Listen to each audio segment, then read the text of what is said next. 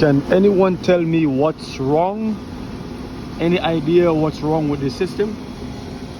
There are your pressures, there are your temperatures, and there are your superheating and subcooling.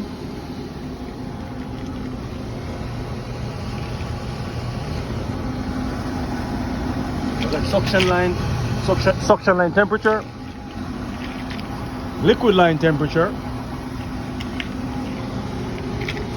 suction line pressures coming through the gauges, and I go down to my low side over here, and obviously for the high side,